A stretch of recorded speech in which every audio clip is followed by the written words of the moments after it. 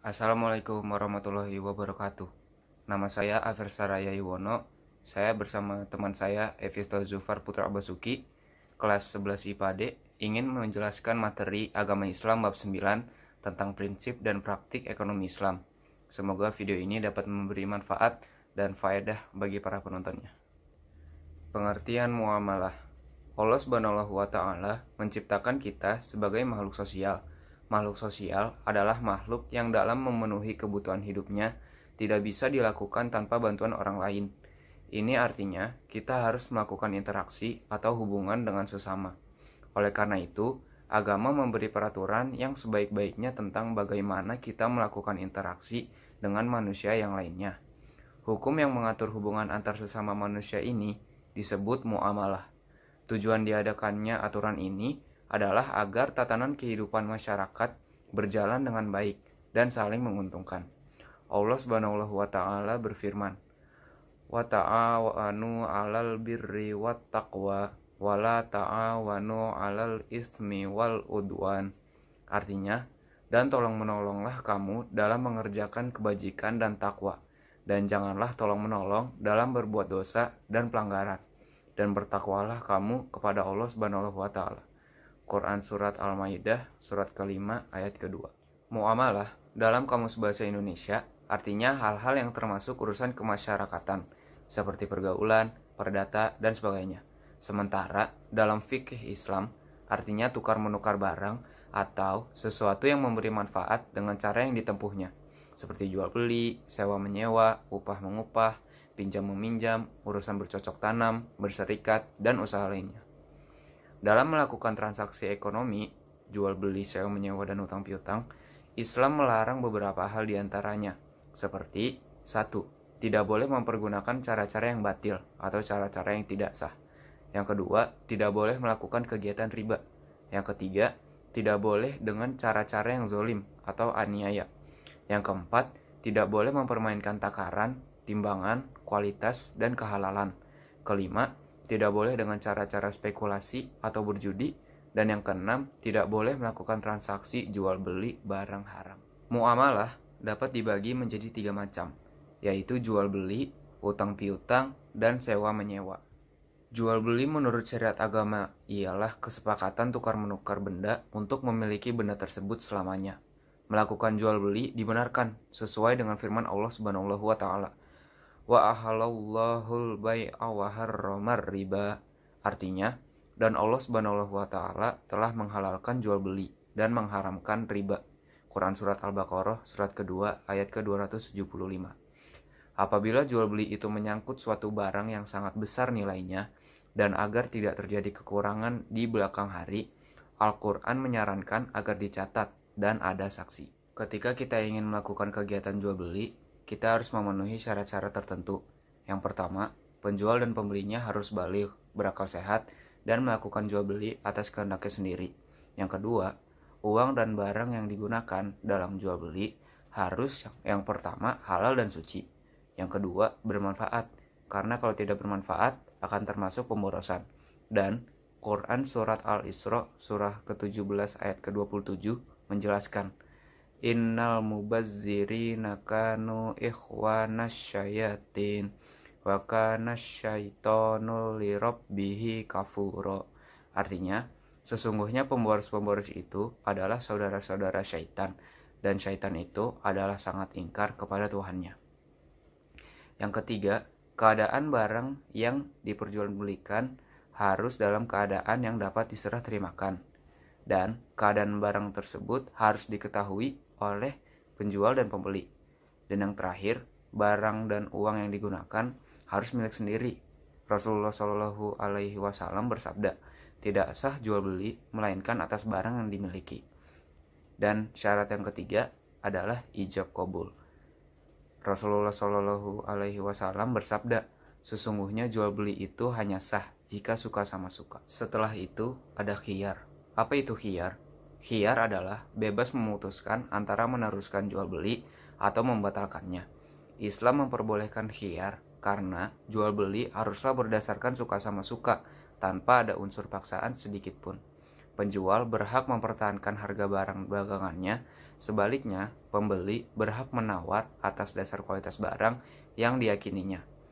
Macam-macam khiyar itu, yang pertama ada khiyar majelis, yaitu selama penjual dan pembeli masih berada di tempat berlangsungnya transaksi, keduanya berhak memutuskan, meneruskan atau membatalkan jual beli sesuai dengan sabda Rasulullah Shallallahu Alaihi Wasallam. Yang kedua adalah khiyar syarat, yaitu khiyar yang dijadikan syarat dalam transaksi jual beli.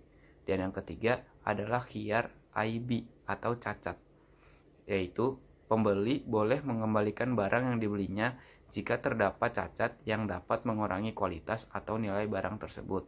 Namun, hendaknya pembeli melakukan itu sesegera mungkin. Setelah khiyar, ada riba. Riba adalah bunga uang atau nilai lebih atas penukaran barang.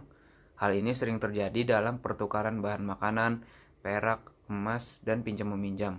Riba apapun bentuknya dalam syariat Islam hukumnya haram. Sanksi hukumnya juga sangat berat.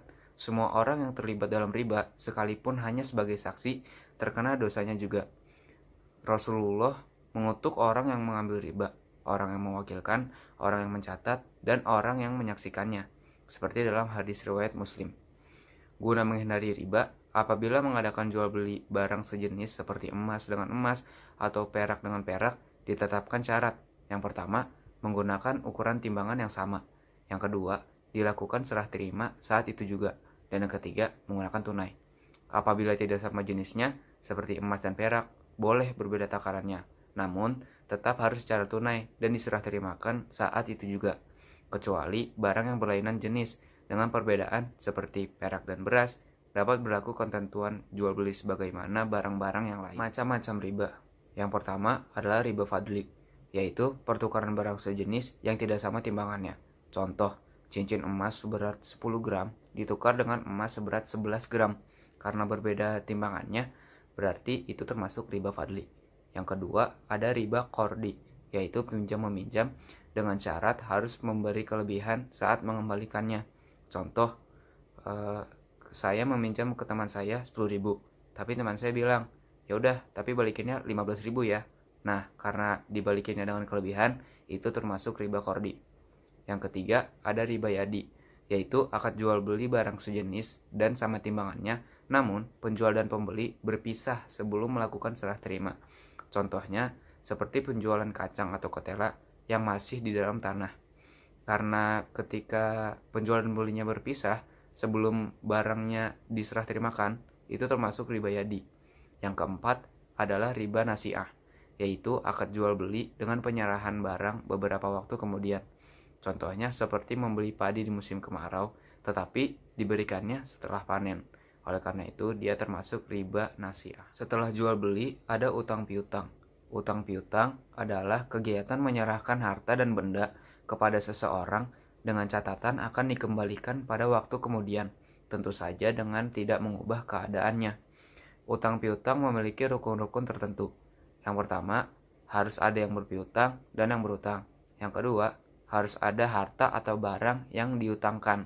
Dan yang ketiga, harus ada lafaz kesepakatan akan terjadinya utang piutang. Untuk menghindari keributan di kemudian hari, Allah Subhanahu wa Ta'ala menyarankan agar kita mencatat dengan baik utang piutang yang akan kita lakukan. Jika orang yang berutang tidak dapat melunasi tepat pada waktunya karena kesulitan, Allah Subhanahu wa Ta'ala menganjurkan untuk memberinya kelonggaran, seperti pada Quran surat Al-Baqarah surat kedua ayat ke-280. Wa in kana zu usratin fanaziratun ila maisarah wa an tasaddaqu khairul lakum in kuntum ta'lamun. Artinya, dan jika orang berutang itu dalam kesulitan, maka berilah tenggang waktu sampai dia memperoleh kelapangan. Dan jika kamu menyedekahkan, itu lebih baik bagimu jika kamu mengetahui. Apabila orang membayar utangnya dengan memberikan kelebihan atas kemauan sendiri tanpa perjanjian sebelumnya, kelebihan tersebut halal bagi yang berpiutang dan merupakan suatu kebaikan bagi yang berutang. Bila orang yang berpiutang meminta tambahan pengembalian dari orang yang melunasi utang dan telah disepakati bersama sebelumnya, hukumnya tidak halal sebab termasuk riba. Berikutnya adalah sewa menyewa. Sewa menyewa dalam fikih Islam disebut ijarah. Artinya imbalan yang harus diterima oleh seseorang atas jasa yang diberikannya. Jasa di sini berupa penyediaan tenaga dan pikiran, tempat tinggal, atau hewan. Dasar hukum ijarah dalam firman Allah Subhanahu wa taala terdapat pada Quran surat Al-Baqarah ayat 233 yang berbunyi, "Wa in aradatum an tastardiu auladakum fala junna alaikum idza salamtum ma utaitum bil magruf." Artinya, dan jika kamu ingin anakmu disusukan oleh orang lain, maka tidak ada dosa bagimu apabila kamu memberikan pembayaran menurut yang patut. Lalu ada di Quran surat At-Talaq ayat 6 yang berbunyi, "Fa in ardona lakum fatuhunna ujurahun." Yang artinya, kemudian jika mereka menyusukan anak-anakmu, maka berikanlah imbalan kepada mereka. Syarat dan rukun sewa menyewa.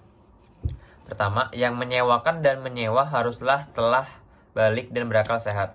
Yang kedua, sewa menyewa dilangsungkan atas kemauan masing-masing, bukan karena dipaksa. Yang ketiga, barang tersebut menjadi hak sepenuhnya orang yang menyewakan atau walinya. Yang keempat, ditentukan barangnya serta keadaan dan sifat-sifatnya. Yang kelima, manfaat yang akan diambil dari barang tersebut harus diketahui secara jelas oleh kedua belah pihak. Yang keenam, berapa lama memanfaatkan barang tersebut harus disebutkan dengan jelas. Yang ketujuh, harga sewa dan cara pembayaran juga harus ditentukan dengan jelas serta disepakati bersama. Dalam hal sewa menyewa atau kontrak tenaga kerja, haruslah diketahui secara jelas dan disepakati bersama sebelumnya hal-hal berikut. Yang pertama, jenis pekerjaan dan jam kerjanya. Yang kedua, berapa lama masa kerjanya. Yang ketiga, berapa gaji dan bagaimana sistem pembayarannya, harian, bulanan, minggukah, atau borongan. Yang keempat, tunjangan seperti transport, kesehatan, dan lain-lain kalau ada. Lalu ada syirkah. Secara bahasa, kata syirkah, perseroan, berarti mencampurkan dua bagian atau lebih sehingga tidak dapat lagi dibedakan antara bagian yang satu dengan bagian yang lainnya. Menurut istilah, syirkah adalah suatu akad yang dilakukan oleh dua pihak atau lebih yang bersepakat untuk melakukan suatu usaha dengan tujuan memperoleh keuntungan. Rukun dan syarat syirkah. Yang pertama, dua belah pihak yang berakad, akidani. Syarat orang yang melakukan akad adalah harus memiliki kecakapan, ahliyah, melakukan tasarruf, pengelolaan harta. Yang kedua, objek akad yang disebut juga maqud alaihi mencakup pekerjaan atau modal. Adapun syarat pekerjaan atau benda yang dikelola dalam syirkah harus halal dan diperbolehkan dalam agama dan pengelolaan dapat diwakilkan. Yang ketiga, akad atau yang disebut juga dengan istilah sigat. Adapun syarat sah akad harus berupa tasarruf, yaitu adanya aktivitas pengelolaan. Macam-macam syirkah. Yang pertama ada syirkah inan. Syirkah inan adalah syirkah antara dua pihak atau lebih yang masing-masing memberi kontribusi kerja, amal, dan modal mal. Syirkah ini hukumnya boleh berdasarkan dalil sunnah dan ijma sahabat. Yang kedua, syirkah abdan. Syirkah abdan adalah syirkah antara dua pihak atau lebih yang masing-masing hanya memberikan kontribusi kerja, amal, tanpa kontribusi modal. Kontribusi kerja itu dapat berupa kerja pikiran seperti penulis naskah, ataupun kerja fisik seperti tukang batu. Syirkah ini juga disebut syirkah amal. Lalu yang ketiga ada syirkah wujuh. Syirkah wujuh adalah kerjasama karena didasarkan pada kedudukan, ketokohan, atau keahlian wujuh seseorang di tengah masyarakat. Syirkah wujuh adalah syirkah antara dua pihak yang sama-sama memberikan kontribusi kerja atau amal dengan pihak ketiga yang memberikan kontribusi modal. Yang keempat, syirkah muafadah. Syirkah muafadah adalah syirkah antara dua pihak atau lebih yang menggabungkan semua jenis syirkah sebelumnya. Syirkah muafadah dalam pengertian ini boleh dipraktikkan sebab setiap jenis syirkah yang sah berarti boleh digabungkan menjadi satu. Keuntungan yang diperoleh dibagi sesuai dengan kesepakatan, sedangkan kerugian ditanggung sesuai dengan jenis syirkahnya, yaitu ditanggung jawab oleh para pemodal sesuai porsi modal jika berupa syirkah inan, atau ditanggung pemodal saja jika berupa muafadah, atau ditanggung mitra-mitra usaha berdasarkan persentase barang dagangan yang dimiliki jika berupa syirkah wujuh. Lalu yang kelima ada mudarabah. Mudarabah adalah akad kerja sama usaha antara dua pihak. Pihak pertama menyediakan semua modal, sahibul mal, dan pihak lainnya menjadi pengelola atau pengusaha atau mudarib. Keuntungan usaha secara mudarah dibagi menurut kesepakatan yang dituangkan dalam kontrak. Akan tetapi apabila mengalami kerugian, ditanggung oleh pemilik modal selama kerugian tersebut bukan akibat kelalaian si pengelola. Seandainya kerugian itu diakibatkan karena kecurangan atau kelalaian si pengelola harus bertanggung jawab atas kerugian tersebut. Lalu yang keenam ada musakah, muzara'ah, dan muharabah. Yang itu ada musakah. Musakah adalah kerjasama antara pemilik kebun dan petani. Pemilik kebun menyerahkan kepada petani agar dipelihara dan hasil panennya nanti akan dibagi dua menurut persentase yang ditentukan pada waktu akad. Konsep musakah merupakan konsep kerja yang sama saling menguntungkan antara kedua belah pihak atau simbiosis mutualisme. Lalu muzara'ah dan mukarobah. Muzara'ah adalah kerjasama dalam bidang pertanian antara pemilik lahan dan petani penggarap. Sementara mukarobah ialah kerjasama dengan bidang pertanian antara pemilik lahan dan petani penggarap. Muzara'ah benihnya berasal dari petani penggarap, sedangkan muharobah benihnya berasal dari pemilik lahan. Lalu ada perbankan. Bank adalah sebuah lembaga keuangan yang bergerak dalam menghimpun dana masyarakat yang disalurkan kembali dengan menggunakan sistem bunga. Hakikat dan tujuan bank ialah untuk membantu masyarakat yang memerlukan. Bank membantu masyarakat dalam bentuk penyimpanan maupun peminjaman, baik berupa uang atau barang berharga lainnya, dengan imbalan bunga yang harus dibayarkan oleh masyarakat sebagai pengguna jasa bank.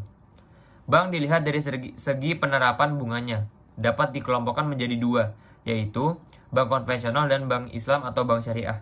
Bank konvensional ialah bank yang fungsi utamanya menghimpun dana yang untuk disalurkan kepada yang memerlukan, baik perorangan maupun badan usaha. Penghimpunan dana digunakan untuk mengembangkan usahanya dengan menggunakan sistem bunga. Bank Islam atau bank syariah ialah bank yang menjalankan operasinya menurut syariah Islam. Istilah bunga uang pada bank konvensional tidak ada dalam bank Islam. Bank syariah menggunakan beberapa cara supaya bersih dari riba. Yang pertama itu ada mudarabah, yaitu kerjasama antara pemilik modal dan pelaku usaha dengan perjanjian bagi hasil dan sama-sama menanggung kerugian dengan persentase sesuai perjanjian. Dalam sistem mudarabah, pihak bank sama sekali tidak mengintervensi manajemen perusahaan. Lalu ada musyarakah, yakni kerjasama antara pihak bank dan pengusaha di mana masing-masing pihak sama-sama memiliki saham. Oleh karena itu, kedua belah pihak mengelola usahanya secara bersama-sama dan menanggung untung ruginya secara bersama-sama pula. Lalu ada wadiah, yakni jasa penitipan uang, barang, deposito, maupun surat berharga. Amanah dari pihak nasabah tersebut dipelihara dengan baik oleh pihak bank. Juga memiliki hak untuk menggunakan dana yang dititipkan dan menjamin bisa mengembalikan dana tersebut sewaktu-waktu pemiliknya memerlukan. Lalu ada kardul hasan, yakni pembiayaan lunak yang diberikan kepada nasabah yang baik dalam keadaan darurat. Hanya diwajibkan mengembalikan simpanan pokok pada saat jatuh tempo.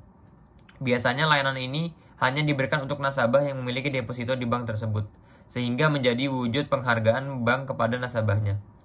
Lalu murabahah, yaitu istilah dalam fikih Islam yang menggambarkan suatu jenis penjualan di mana penjual sepakat dengan pembeli untuk menyediakan suatu produk dengan ditambah jumlah keuntungan tertentu di atas biaya produksi.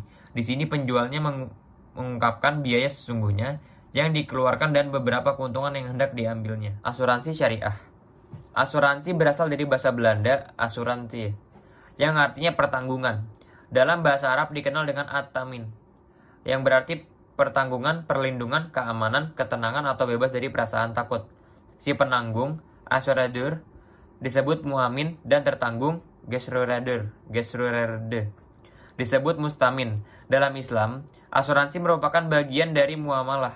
Dasar hukum asuransi menurut fikih Islam adalah boleh atau jais. Dengan suatu ketentuan, produk asuransi tersebut harus sesuai dengan ketentuan hukum Islam. Perbedaan asuransi syariah dan asuransi konvensional. Prinsip asuransi syariah berbeda dengan yang berlaku di sistem asuransi konvensional. yaitu menggunakan prinsip transfer resiko. Seseorang membayar jumlah premi untuk mengalihkan resiko yang tidak mampu ia pikul kepada perusahaan asuransi. Dalam konsep asuransi syariah, mekanismenya tidak mengenal dana hangus, di mana peserta tidak dapat melanjutkan pembayaran premi ketika ingin mengundurkan diri sebelum masa jatuh tempo. Sekian video presentasi dari kelompok kami, semoga bermanfaat. Wassalamualaikum warahmatullahi wabarakatuh.